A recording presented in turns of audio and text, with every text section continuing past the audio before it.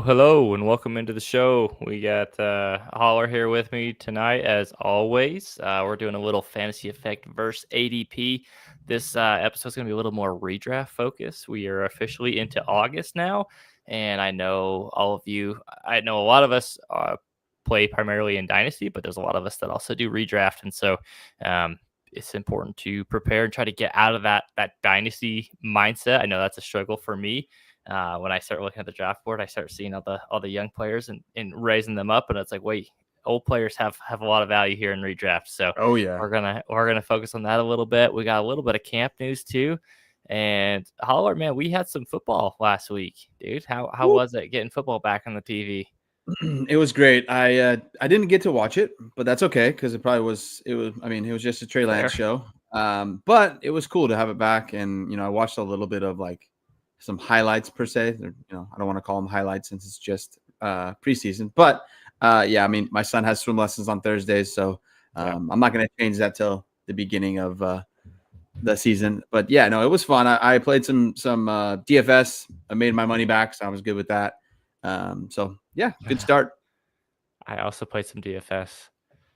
That's the end of that conversation. But you know what? We're gonna roll it back again tomorrow and Friday and Saturday we and reload and we That's try right. again, dude. We don't give up here. No quitters here.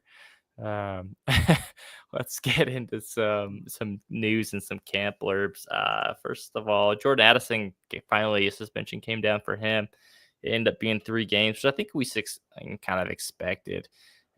They have an early bye on like week 6. What do you think about Jordan Addison here with a 3-game suspension? I think it's kind of what we expected, but just in terms of dynasty and then also in redraft too. What are your thoughts there? Yeah, so I this is something kind of what I knew, and then I feel like a lot of like over the off season we've been kind of baking this into his ranking, right? So you're taking him and you're knowing, okay, he's probably going to have a 3-game suspension or whatever. And then actually now with the early bye, like I was just starting to get my mind a little bit into redraft mode. I've already done some other, charity ones, but like with some of the ones that I actually care about when I play against some of my like local friends and stuff. So he's somebody that I'm going to stay away from in redraft.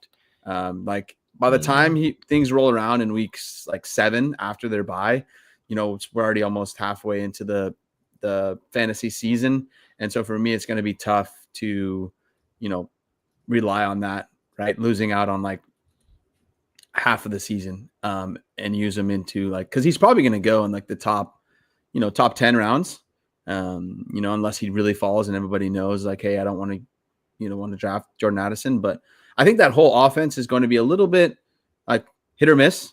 I really think, what's his name? Quarterback's going to be really good. JJ McCarthy. Yes, thank you. And so like I think a lot of it's going to funnel through Justin Jefferson, and then number 2 is probably TJ Hawkinson because now he's like another year removed from injury and healthy, and then also because Addison's going to miss those first couple games. So I think he's already going to be behind the 8 ball. So for me, I'm kind of out this year on Addison. So the other weird thing with Addison with the early bye, so he's going to miss weeks 1, 2, and 3. It's the Bears, Falcons, Bengals. Weeks 4 and 5, the Vikings play overseas, so they play in Dublin against Pittsburgh week 4, which is a good defense. Then they play week 5 also in London against the Browns, and then they have the week 6 bye, and then they come back against Philadelphia, which has a killer secondary. So it's really like if that's tough, dude. It's to a point where it's like, okay, you're waiting the 3 weeks. You get them week 4, you're excited, but then it's like you see the Steelers on the matchup. It's like, do you really want to put him in against the Steelers and then the Browns and the bye and then the Eagles? It's like week 8 by the time you get to a point where you're like, okay, maybe I can play him. That doesn't really sit well. And I was looking at his ADP right now. It's like wide receiver 36. He's about anywhere in the 70s, the 90s, kind of that range, averaging around like pick 80, which if my math is right, that's somewhere in the 7th round. I bet he falls a little bit given the suspension news. I think I'm good fading Jordan Addison too, and if he burns me later in the year, so be it. Yeah. But I mean, and I also feel like at that point, since in redraft you usually have smaller rosters and things like that, like either someone may have dropped him at that point, and you can pick him back up. Or, because a lot of times, depending on how deep your rosters are, you got to drop good players sometimes. I You know it's do. the 10 team, and I think our bench is around 6. And, Mhm. I'm like, I don't know who to drop because I don't want to drop anybody. And it's just like, if Jordan Addison is going to miss those games in the beginning, that's my candidate right there. And so I think also it's just going to depend. Maybe he gets hot at the end of the season. And it could be somebody that you like if you feel like you can stash him, because I don't think since he's on a suspension, you probably can't put him on the IR. So then you're basically wasting Right. a draft pick for 3+ weeks. So for me, I'm with you there. I'm fading him, and then I'm possibly just kind of out. I will say the schedule does lighten up though. Like week 13 on, it's like it's at Seattle, Washington at Dallas, and then the Giants and the Detroit week 17. So if he somehow, I guess the caveat there, if he somehow starts falling to like outside of round 10, then I think at that point I'm willing to take him. But I think someone's gonna take him before that, just because I Yeah. think For me, I just don't feel like he's a top 100 player or even top 120, right? So you have 10 yeah, teams or 12 teams, right? So for me, if he's outside of that 100 range, 100 to 120 range, then I might take a shot. But sure. still, especially if it's like start 9 or whatever, right? Start 10. Then, after round 10 or maybe even round 10, and then you wait on a defense or whatever you guys have on then maybe I'm okay with that. Because you already know, okay, he's just on my bench. But still, I'm still worried. And I just think, like I said, the Vikings offense is going to be up and down, probably going to start slow. So then when he Mhm. comes back, he might have missed that chemistry. Yeah, it's a little interesting to see what they're gonna do without Addison this first few games. I know Jalen Naylor's there kind of as their slot receiver, but then they Don't drafted forget Ty Ty Felton, Felton. and I was gonna say they drafted Ty Felton in what, the third or fourth round, I forget. But I think fourth. um, dude, outside of that, like they have like Rondale Moore, they have guys that like I don't even know who some of these guys are looking at the depth chart on our lads. This could be a very run heavy offense to start the season. And Yeah. then just hammering Justin Jefferson with targets. So Yeah. So I think he was in the draft in the last selection of the third.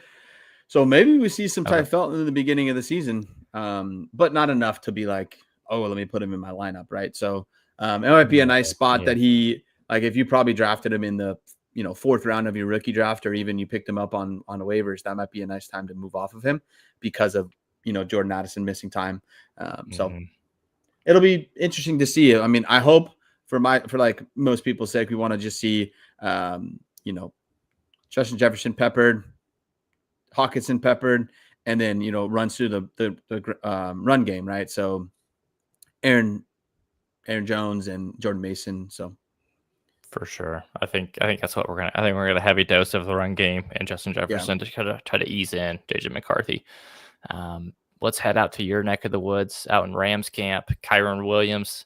There was a lot of kind of dynasty managers there holding their was, breath yeah, on whether he was going to get that extension. He signed a contract, 3 years, $33 million. I think about 23 million of that was guaranteed. I think I saw that put him up at like running back like 7 or 8 in terms of like um, annual value on his contract, which is pretty good. Uh, I didn't really have any doubts about Kyron Williams personally. I was a little nervous in terms of like his dynasty stock if he left LA, but it sounds like that's not going to happen. So I think we're good here on Kyron Williams. Does this change your thoughts on Kyron Williams either this year or just long term from a dynasty perspective? For Dynasty's perspective, I feel like I feel much better that he's signed. A I'm lot super safer. happy Yeah. he's signed with the Rams, obviously. And I just think if he were to go to another team, I just hmm like the way Sean McVay runs his offense. Like you just feel good about it, right? I know there might be some ups and downs. We'll talk about it here in a minute with Stafford, but I just think he may not ever be like this. Like he might always have that lingering running back behind him that people are like, well, he probably can lose his job. But I think at the end of the day, he's just going to be he's the best running back there. And at the end of the day, I think so.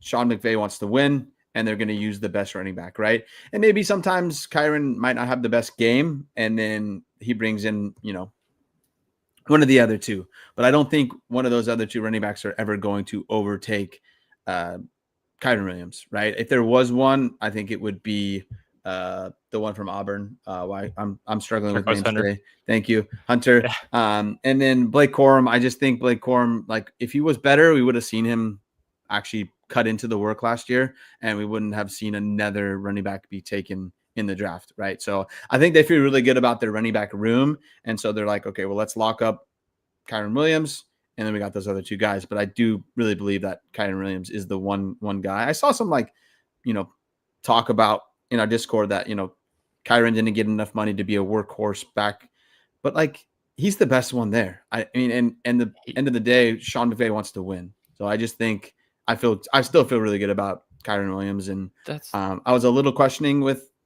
Dynasty, but now I feel good.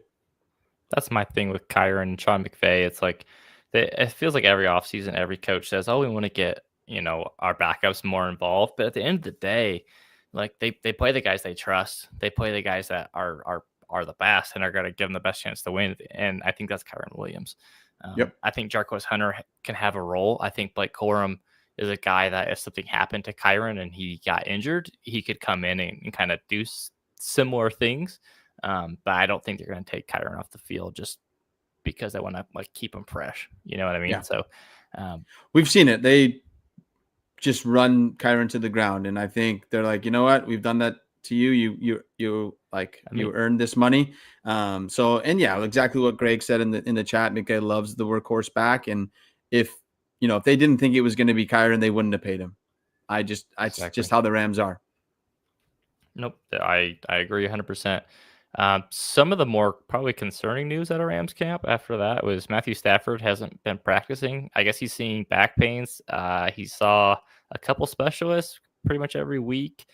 It sounds like he's getting an epidural. I think that's what I heard, which I only know what that is because my my wife during pregnancies, it's pretty common for that. So it doesn't sound like that's a good thing to get. It's a huge needle in your back.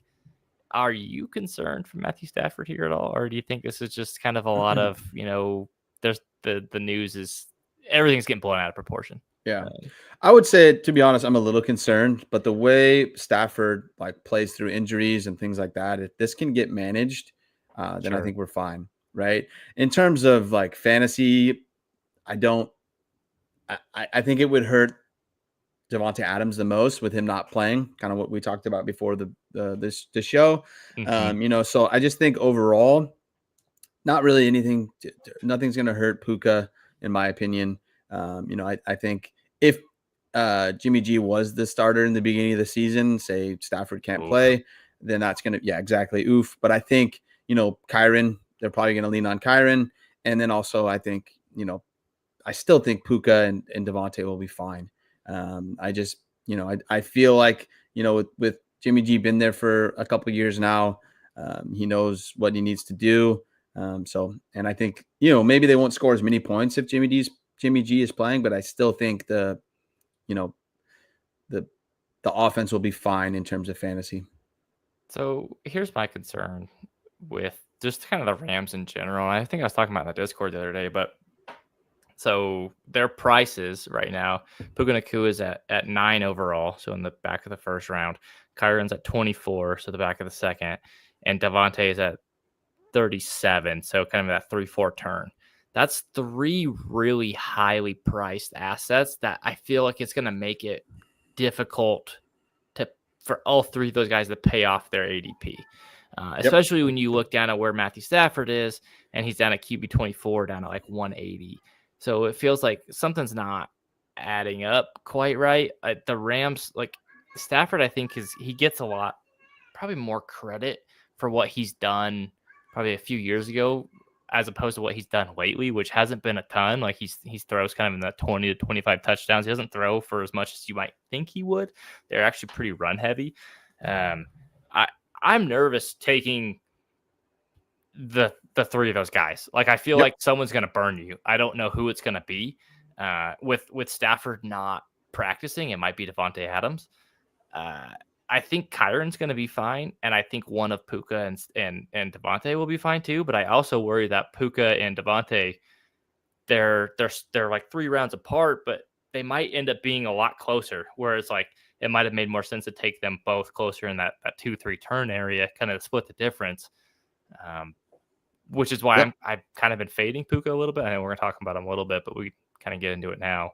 What are your thoughts there? Are you worried at all? Am I overthinking that? No, I'm with you. I think in terms of how high they need to be drafted, like Puka and Kyron, it's just a little bit too high for me. In some of the redrafts I've done the last couple weeks in like charity events and things like that, I felt like Kyron's been kind of a good pick actually. Like I got him in the latest one that I'm in at 5-1. I know I was thinking about getting Puka in the Scott Fish Bowl in the second round, but I just felt like it was too high. I couldn't pass up on who was there. I think Trey McBride was there.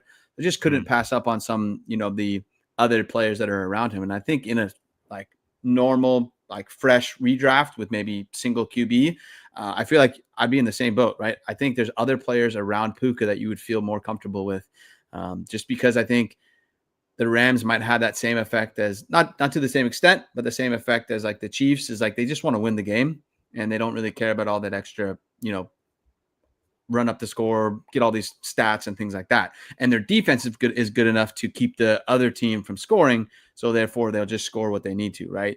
In terms of like the Bengals, their defense sucks, so they need to score a lot. So then you feel really good about wherever you're getting those players, right? So I'm kind of using those two. But I just feel like if Stafford were not to play, then yeah, I think I only feel good with Kyron really. And then like I'm okay with probably Devontae where he's going versus Puka. It's hard for me to say that because I love Puka, but I can still love a player and be out on the price. That's the thing. I love Puka, but like where he's going right now, he's going directly ahead of Malik Neighbors, which I'd rather have Neighbors, Derrick Henry, Ashton Genty, Devon Achane, Nico Collins, Brian Thomas Jr., Josh Jacobs, AJ Brown. Like I think I'd take all those guys over Puka. Yeah. I hate the Eagles, so probably not AJ Brown, but yes. Fair. We can talk about AJ Brown in a minute too, but that's totally fair. And I think the thing with Stafford too, it's like if it's just a pain management thing, he's gonna play, right? We know that, but how much does that impact him? Because you can be out there, but if you're only like 80% of yourself, and he's kind of in the twilight of his career too, so he might not be as like peak physical condition as he once was. Like he might only be 80% of what he was previously, and now if he's 80% of that, well, now I've outmouthed myself on live, but it's not good. And that it concerns me a little bit, but I feel good about Kyron because he's gonna run the ball. But kind of what Ron always says is though, like Matthew Stafford's not going off the field unless they roll him off the field, right? And so for sure. I think even if he's out there, right? But for me, is like say he is, his back is hurting, he took the epidural, but then he gets a big hit, like that rest of the game is probably going to be different. So I think that's where I think Holler's internet might have just crashed out, but Greg came in clutch with some math. That's 64%. I appreciate you guys saving me on live math there. Enough about the Rams. Let's go on to the Tampa Bay Bucks. It seems like there's some issues in Bucks camp with Chris Godwin. He's still not out there. It's becoming more and more likely that he's going to miss a couple games to start the season, which is a little concerning for Chris Godwin. I know, I need to pull up his ADP. Wide receiver 34, which I think is would be a value if we knew he was going to play and be good right away. But I think this is a huge opportunity for Emeka Egbuka to come back, come in fresh. Mike Evans, I think, will be massive there as well. Chris Godwin's a guy that I kind of want to fade, given the price tag and given that, let's say he misses 2 games. It's the same argument with Jordan Addison, right? It's like, do you want to leave a guy in your bench when you have shorter benches in redraft? Obviously in Dynasty it doesn't matter, right? Like you have bigger benches, it's less of an issue. Holler, you're back, dude. My internet's been so bad recently. Like I was hoping during the show it wouldn't go, but it's been going in and out during work, and I'm like, yeah, it's okay, but not the show. Yeah, during work, it's like, it's fine. Take your time coming back. I was just talking about how Chris Godwin, I'm a little nervous about his wide receiver 34 price tag at pick 77, which is I gotta stop doing this to myself. Like round 7 on, Yeah, it's on ADP? yeah, 6 or 7, depends on 10 or 12. But Yeah, yeah, so for me, like there's a lot of hype coming out of the Tampa Bay Bucks with God, I'm struggling with names today. Emeka Egbuka. Abuka. Yes, thank you. And so I worry with Chris Godwin, right? Like maybe going into the season, we're like, no, he'll be fine. You know, we know who he is, whatever. But I think that injury might have been worse than what we all thought. I know it looked really bad when we saw it, but So, I think overall it's worse than what we hoped for, right? And so yes, kind of. I don't know if you touched it already, but it sucks for Godwin because he's fun player to root for. But yeah, I think especially what Greg just said, I was just going to touch on that. If Ibuka comes out hot, there's no reason to bring Godwin back for any rush. So bring him back when he's healthy. They've got plenty of other good wide receivers. I think Jalen McMillan will step in as well. So like Godwin's a guy that I just probably also with Addison don't really want. yeah, that was it's funny. I brought up Addison too, just because they were guys that I couldn't. Man, I have a hard time when they're gonna miss games already. It's like it's just hard to swallow. Like your guys are gonna get Yeah. hurt, and they're gonna miss a game here or there, but just like starting the season off that way, it just hurts. Especially where you take them, you're basically kind of hurting yourself weeks 1 and 2 with a weaker roster, and you don't want to start 0-2 in your redraft league. It makes it so much harder to make the playoffs. Yep. So, Exactly. um, I think, it's maybe Godwin or like Addison could be guys that you want to go and trade for the back half of the season after they've come up and started playing better and things like that. But they're not guys I want to take and feel good about because they're just going to be roster cloggers. no, for sure. With the Emeka Egbuka, his underdog over season long over under yardage is that 599.5. If Chris Whew. Godwin does miss yards or games, that's a huge Ibuka smash. I may Yeah, have I may that's have nice. dabbled in that a little bit just today. I So may have to uh, jump into that because that was a good one. yeah, I wonder if it's they'll change yeah. it. I would imagine it's going to go up, especially if news comes out that Godwin is going to Yeah. miss a couple games. Back to LA, but on the other side of town, or I guess in the same stadium. Keenan Allen re-signed with the Chargers. Does he have any juice left, or is this kind of a meh signing for you? It's well, I mean, it's meh because I don't really think he has much juice, but I think it's a good spot for him. There's nobody else outside of Lad McConkey. So, Trey Harris is there. I Trey Harris, yeah, but I think with a rookie, it's going to take a little bit of time. Like, but I'm not Sure. worried about QJ. I'm not worried about, anybody else there. And so I think it's going to be, I think Keenan Allen might be good in the beginning of the season. He was fine last year in Chicago. But, I just think, Mm, I said fine. I said fine. So, He's, but yeah, I he's mean, he doesn't getting, Keenan Allen signing with the Chargers or anybody for that matter is like doesn't really get my juices going. It's just kind of like, nah, whatever. mm, If I had him on a team, I'm not sure, but if I did, I'm like, okay, cool. Now he's on a team. But he's not somebody I probably was waiting to drop him or whatever. But he's not somebody I'm like, okay, I'll probably draft him. And even in redraft, right? I don't think he's somebody that I feel too good about. yeah. I won't touch him in a redraft. In Dynasty, I'm fingers crossed that he might be useful. I statted him out today. It didn't come out overly awesome. It really just hurt Trey Harris and Quentin Yeah. Johnston. But I have him down for 62 targets, 38 receptions, 412 yards, and 2 touchdowns, which would be by far his lowest. Kind of going on the trend of his last year in Chicago was the worst of his career in terms of reception percentage, yards per reception. His PFF grades were all down. His passer rating when targeted was down. He had the least amount of first downs in his career. Like a lot of it was bad, and I get some of that was just the offense, but I also just think, I mean, he's older, man. He's Yeah. 33. And I was just looking up his stats from last year too. If he had 7 touchdowns, so like, if he He doesn't did. hit anywhere close to that this year, it's going to be a The touchdowns down kind of year, saved right? him a little bit. And Yeah. and he had 744 yards. I don't see that happening. I know he's probably going to miss a couple games with injuries, and I just, I think he's just there for a body. and maybe help with the younger guys because like I think their so. whole wide receiver room is young, right? So I think it's going to Yeah, help Trey Harris like long term. I think it hurts in the beginning of the year for Trey Harris, but I think long term it's going to help, to have that veteran in the locker room. I think it also killed any hope for Keandre Lambert Smith, who's been a camp darling. I think that just kind of Yeah. squashed that right to hell. We always have those camp darlings that do nothing. Carson Steele. I know.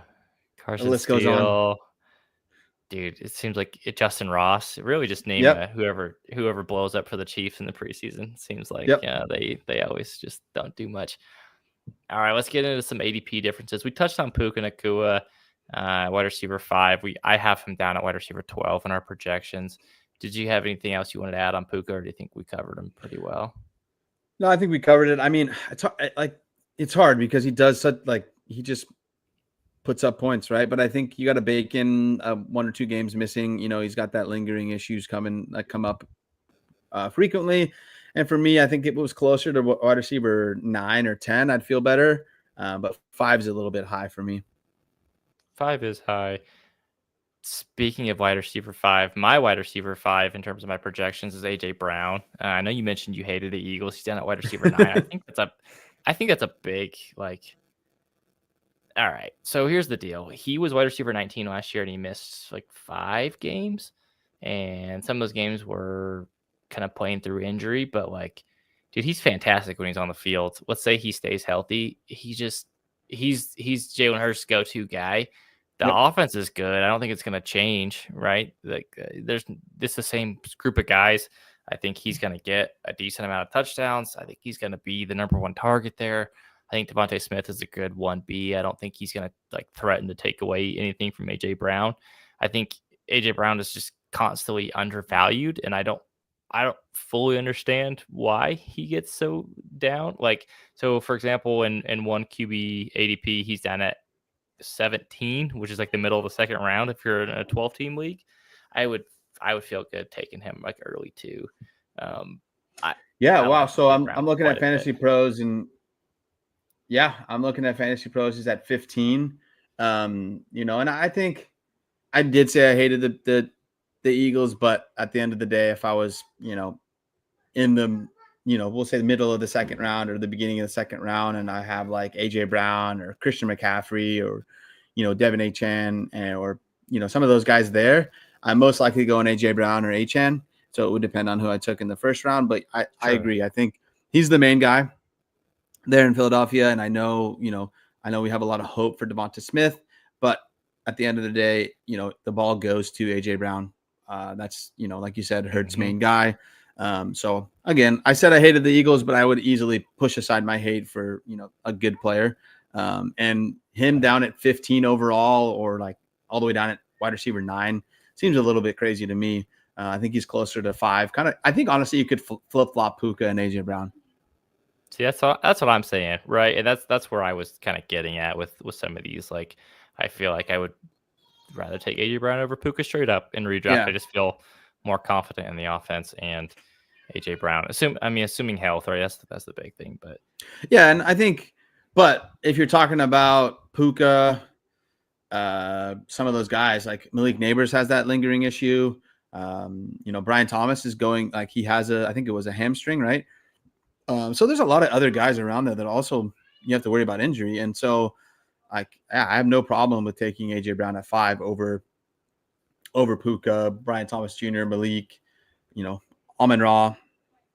I think those are the wide receivers that are ahead of him. And so, yeah, I mean, 5 seems perfect. I don't think I'd nice. Put him any lower. All right, now this next guy, I think I might be on an island all by myself. He's covered in stench from New Orleans. And the The age. Saints and the age. Alvin Kamara, he's old. He plays for a crappy team. ADP's down at running back 15. I have him projected as the running back 3, which feels a little crazy to say.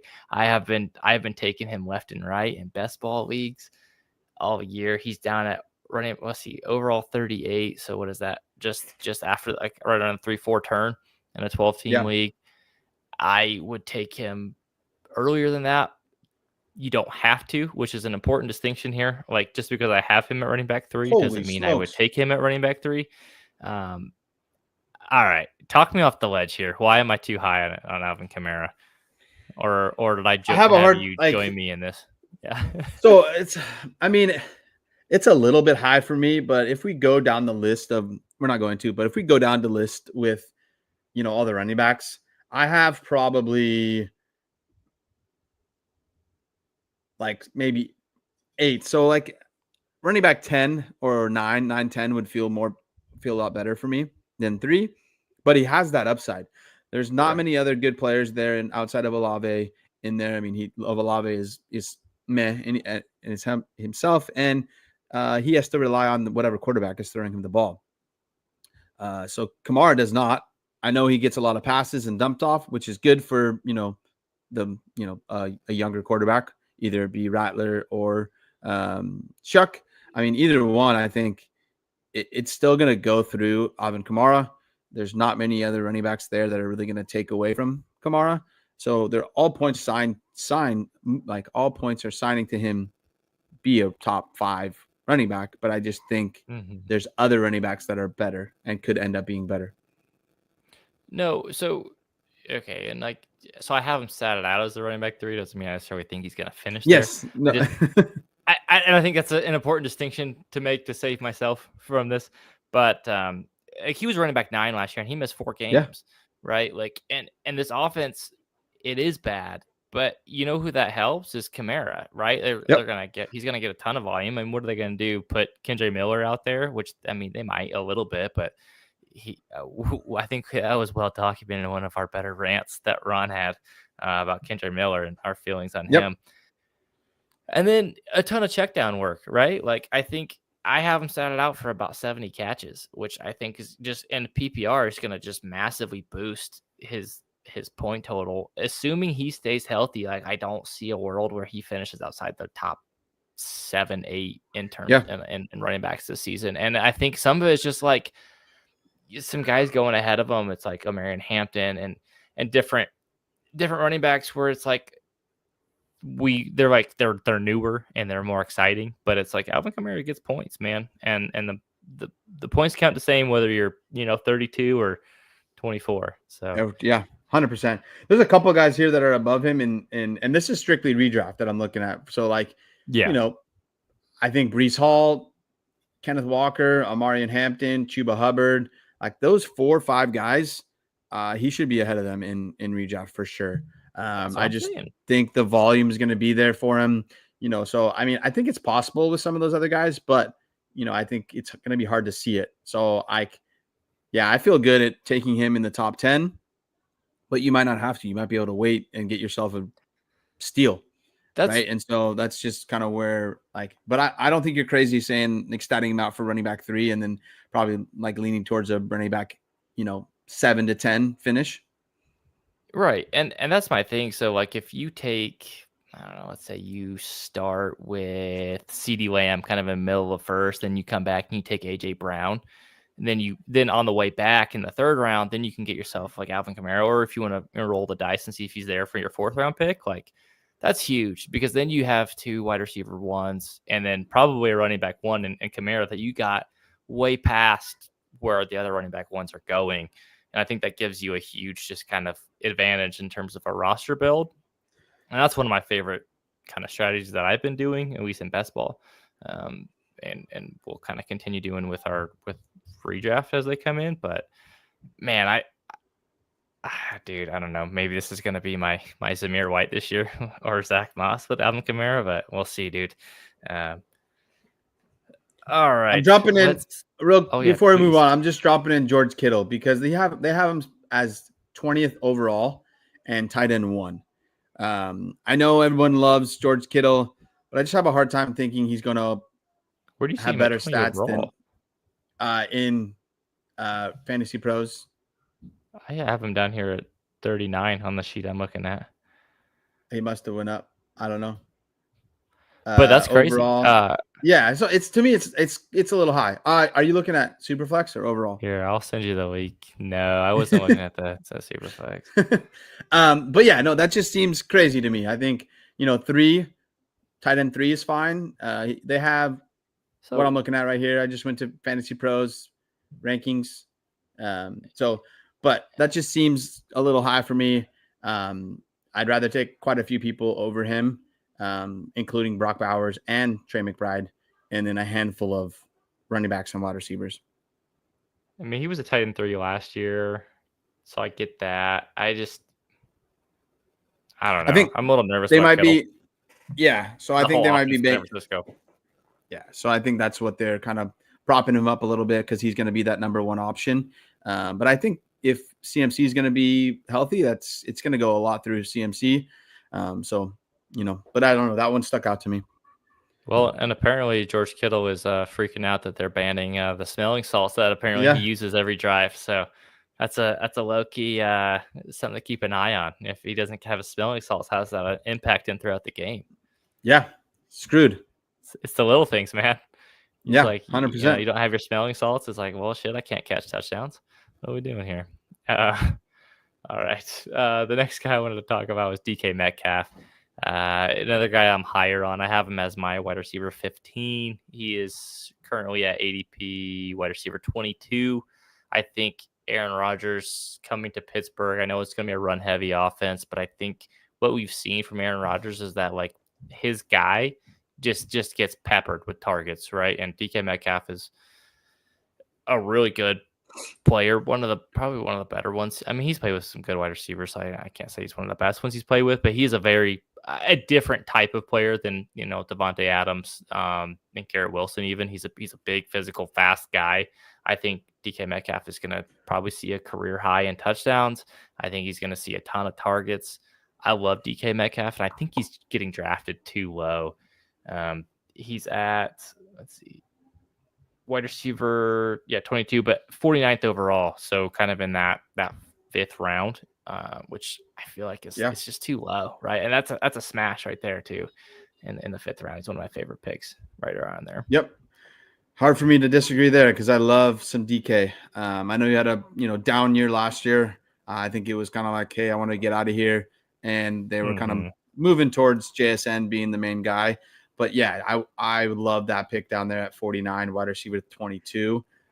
There's a couple guys ahead of him. Marvin Harrison is there at 19. So it's kind of like a coin flip for me. But I would take him over DJ Moore, Rashee Rice. I'd probably take him over to Terry McLaurin. And then, I might take him over Devontae with the worry with Stafford now. So that kind of bumps him all the way up to like wide receiver 15. I feel better about that than I do down at 22. But for me, if he's going to stay there at 22, that's a steal in that. If he's at he's 49, so that's going to be like firmly in the fourth, fifth, like maybe the beginning of the fifth round. Yeah, and so last year he only had 5 touchdowns. That was down from 8 the year prior. He had 10 and 12 a couple seasons before that. His receptions were down to 66. Before that, he was kind of in the 75, 80, 90 range. I think the reception numbers go up closer to that kind of, maybe mid 80s number. And I think his touchdowns gets closer to double digits again. And I think that the path is there, right? Last year, Seattle's offense was a little wonky the way they used him, but pretty much primarily just like a deep ball guy.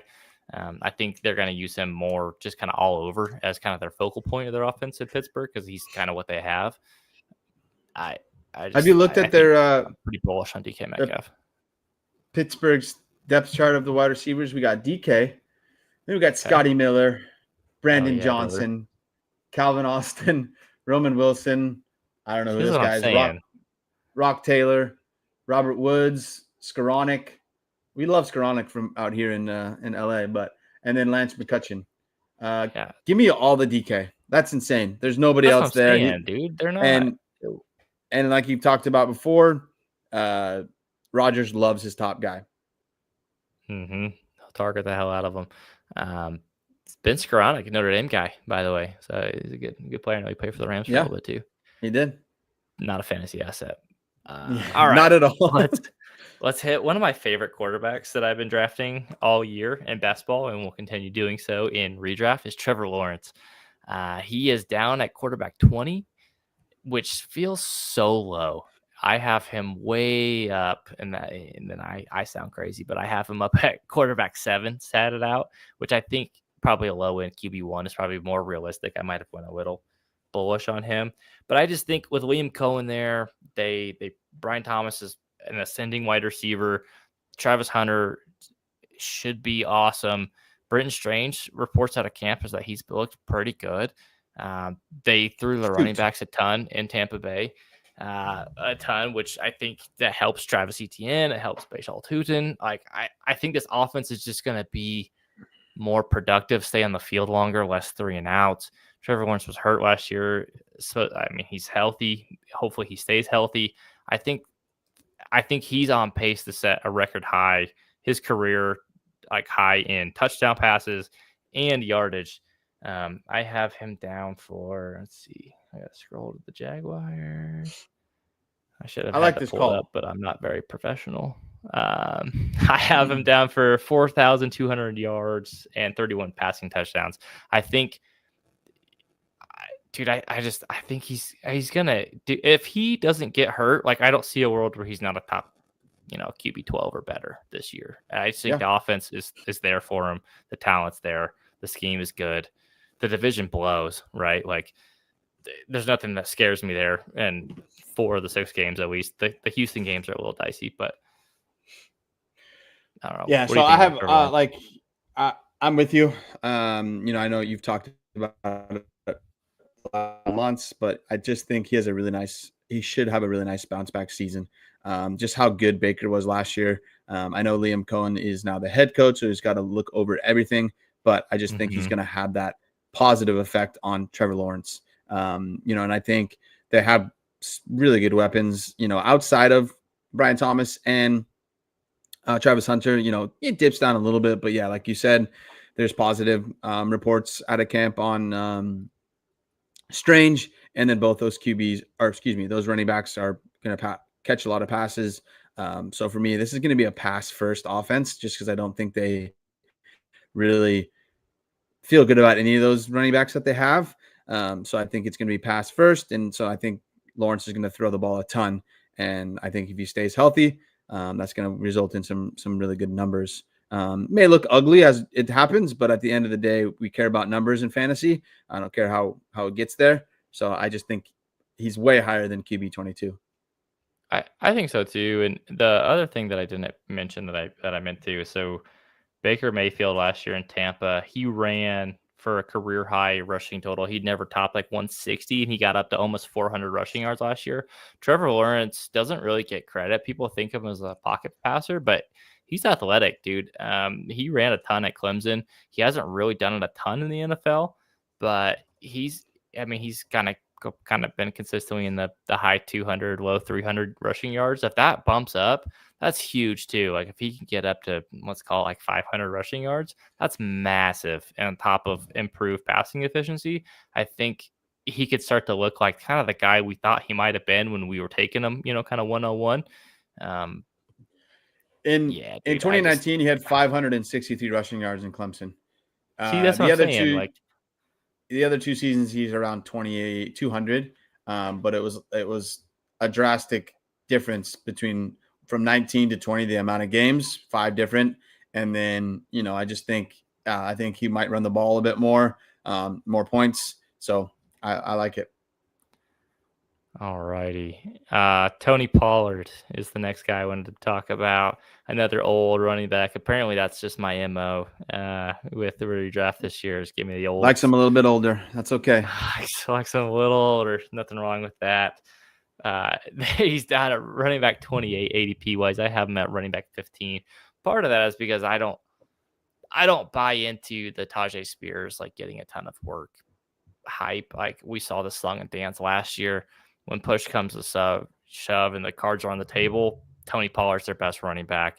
I think the offense is going to be a lot better with Cam Ward compared to Will Levis. Even if Ward isn't like great, I think it's going to just be like a competent offense compared to what it was last year when, Will Levis would turn the ball over every 2 seconds. I think Holler froze again. So I'll just keep talking about Tony Pollard until somebody shuts I'm here. me up. Oh, okay. You Can are you here. Hear me? Yes, I can. What are your thoughts on Tony Pollard here? Do you think am I out on an island here, or are you on board with some No, Tony I've Pollard love? I've also been on I've been in on Tony Pollard as well. I don't trust Tajay Spears. There's been some camp hype, but I don't see it. I think he could be like a very good secondary guy, but I just think it's gonna not necessarily run through Pollard, but it's gonna be a lot more like maybe like a 70-30 split. And so I just think with this offense being better, give me Tony Pollard as that best running back there in Tennessee. And I think at ADP at like 28 seems a little bit low, right? I can't believe 28 or 27 running backs will finish better than Tony Pollard. I think he will finish in the top 20 by the end of the season. So for me, I just feel like, he's a solid buy there at that ADP of 28. Yeah, I mean, he was running back 22 last year, and he missed 2 games. Yeah. I just don't, and the offense should be better, right? Always Yep. like look competent. I know they did some improvements in the offensive line. I don't really see a world in where Tony Pollard doesn't beat that ADP of 28. And I feel like this is kind of like a trend in redraft is that people will see these running backs and they start getting older and they kind of fear that drop off. But it's like, what are they gonna do? Like Tajay Spears doesn't even have like a knee. You know what I mean? He's got the knee issues. I think this is just overthinking it, right? Like Tony Pollard's a good player. He's gonna get volume. He's gonna be good. Don't let him drop because he's not like a sexy name. You know what I mean? Exactly. I was just gonna say that. It's like I think Tajay Spears is the easy name to be like, oh, I think he's gonna, turn it around this year. Tony Pollard's nothing. But no, I just think Tony Pollard's gonna turn out yards. He's gonna get some touchdowns, and I think he's gonna put out a good amount of points. And I think at the end of the day, the one that's gonna be disappointing is Tajay Spears. Because I have seen a ton. Like I just pulled up when you thought I was frozen, I was pulling up some Tajay Spears camp hype, and there's nothing. The only hype is people are like Tajay Spears is the name to the top value pick. Tajay Spears is going to ascend, blah, blah, blah. But I haven't seen it any camp reports, and I just don't think it's going to happen. I think a lot of people are like, Tony Pollard is old. He wasn't good enough to stay at Dallas, whatever. I just think the offense is going to be better. I think he can, be a little bit better than running back 22. So yeah, for me, I'm buying. Awesome. I want to hit a couple tight ends. First, David Njoku. He's at tight end 9. I have him at tight end 4. I think this is just due to the uncertainty at quarterback in Cleveland, right? Like there's that if we knew who the quarterback was and we felt confident about it, I don't think he would be that low. I guess my question to you is do you think David Njoku's good enough to it doesn't matter who's playing quarterback for him, that he's going to be good enough to kind of outbeat that tight end 9 price tag? Yeah, I honestly I've seen Jerry Jeudy up pretty high, but I would take Njoku like before Jerry Jeudy. I think it's going to flow through the running backs and Jerry Jeudy, or excuse me, and Njoku, not Jerry Jeudy. And then outside of that, they have Cedric Tillman. They brought in Deontay Johnson. And I saw some blurb that Deontay Johnson's not even running with the ones, right? So I just think outside of Jerry Jeudy, and I know Cedric Tillman's had some solid games, but I just think Njoku's the best player there outside of Judkins, who's got his own issues. He's the best player there, right? So a lot of times you want to get the ball to your best player. And, for me, if he's going tight end 9, like I'll grab that all day. It's so funny. Like we were going down the line of some of these players. The latest redraft that I'm doing, it's the Warrior Bowl. I took Trevor Lawrence, Tony Pollard, and Njoku. I'm like, nice. That's too funny. And I got him like, and I felt like really good values. So, I'm like, I just think in redraft, these are the type of players that should win you championships, right? It's people that are like, no, I don't like these guys. They want to get the hot name, but you just need guys that put points up. And I think these guys are going to put points up. Yep. You guys that are going to put up points. And then ideally these are the ones that they can outproduce their position ranking. Yeah. And with like Njoku, if I miss out on Brock Bowers or Trey McBride, I'm happy to wait until David Njoku, right? Like I think I think he has a realistic shot to finish as high as some of the other guys, kind of ahead of him at a lower price tag. And then the other two that I wanted to bring up, so Zach Ertz, he's on a tight end 18. The Commanders right now are a mess. Terry McLaurin's holding out. He's not practicing. That situation looks murky.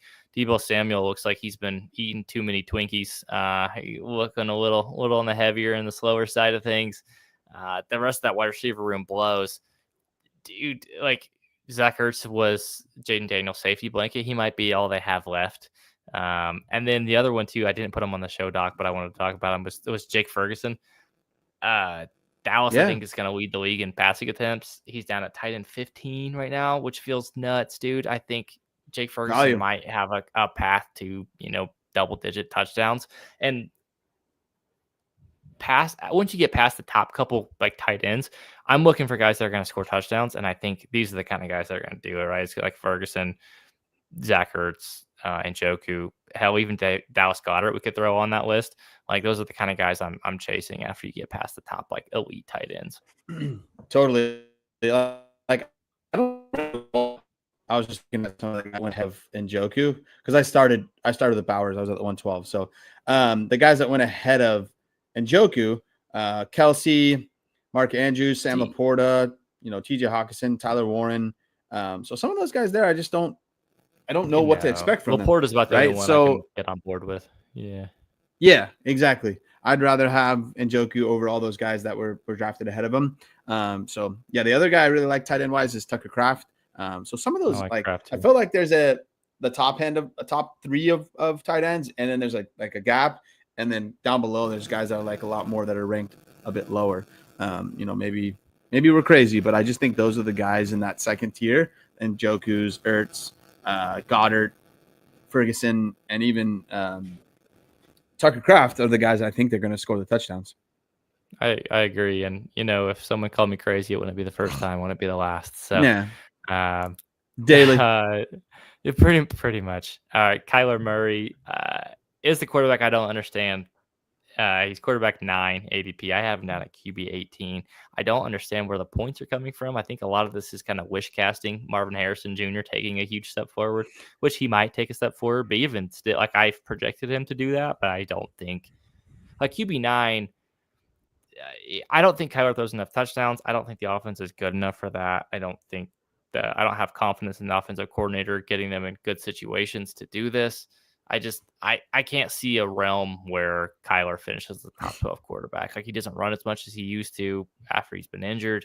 He's not efficient throwing the ball. He makes dumb decisions. I don't see it. Am I crazy on this one too, or what are you thinking on Kyler? I was trying to be like, no, you're crazy, but no, I'm with you. I can't get behind the QB 10 or QB 9. I'd be more surprised to see him finish top 12 than to finish like outside of the top 24. Right? That's how sure. I'm not in on that. Right? I just think I could see Marvin Harrison get better, get more touchdowns, but Kyler Murray stay the same. Right? A lot of he had Marvin Harrison had a good amount of touchdowns last year, but I think maybe we see more yards from him. But Kyler Murray, I think, is going to stay the same, right? We might see less of Michael Wilson or whatever, maybe a little bit of less of McBride. But really, I think we know who Kyler is. I don't really think there's too much upside there for him to get into that top 12.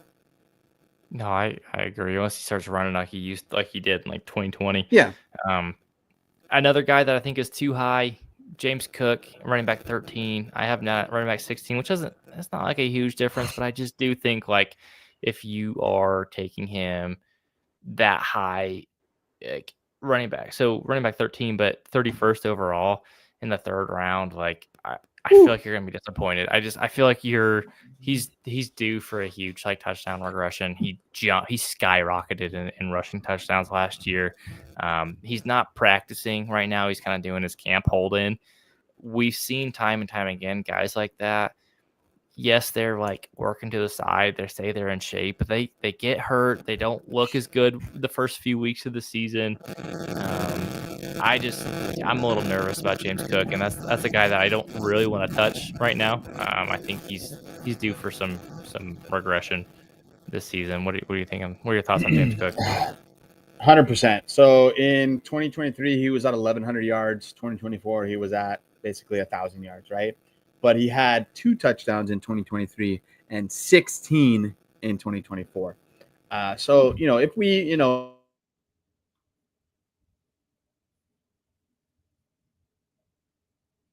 Are you with me, Holler? I think we lost him. But I think he was agreeing with me in the terms of James Cook is due for a regression. Oh, you're back. I am. I'm gonna call my internet provider tomorrow. Perfect. I think No, but yeah, you what I was were. saying is like with going from 16 touchdowns, like 2 to 16 touchdowns is insane, right? And I think he got a lot of uh, red zone work, and it was just like, oh, we're going to give him the ball, and he'll get in the end zone, right? And I think that's going to regress, and I think he might not even cross 1,000 yards rushing, right? So add those 2 things together, he should not be a round 3 pick, right? I would be more comfortable taking him in like the 5th or 6th round, like in the running back 20 to 24 range. But yeah, it's too high for me, and I just don't see it happening, especially with a hold in. No, for sure. I think that's the biggest thing, right? I worry about even if he doesn't get hurt, he might not look quite the same. Also, I think there's a concerted effort to get Ray Davis more touches. I Yeah, just a lot of people have liked him. I'm out. I'm out Yeah. on that. But anyone else that you wanted to call out before we wrap up here? No, because if I call somebody out, I'll probably I'll freeze or Your something. arrow drop. No, but Makes yeah, no, sense. I just think in redraft you got to find the guys that may not be as pretty and but have the little bit of a lower ADP, but you have like faith in them, right? So the guys like we talked about, Alvin Kamara, DK Metcalf, those guys are going to win you the championship, as long as they stay healthy, obviously. But yeah, like I think there's a lot of guys in redraft that are propped up by just their name. So No, don't I take think so too. people by their name. I agree 100%. And I think on that note, we will end the show. We Yes, can Greg. Put all Jacoby your Myers. eggs in Jacoby Myers. Yes. I wanted to take him in my current redraft as well, but I already have Brock Bowers and Ashton Genty, so I just couldn't triple up on an offensive raider. You could have, coward. Coward. It's fine. Jacoby Myers is always a good answer on Yes. when you're up on the clock. Jacoby Myers is always he's the truth. All right. Thank you guys for tuning in. Make sure you like and subscribe. Join the Patreon, help support the show. That would mean a ton to us. Also join our Discord. It's free. We have good conversations. Sometimes we have crazy conversations, but it's always fun. And on that note, we'll catch you on the next one. Peace out. Peace out.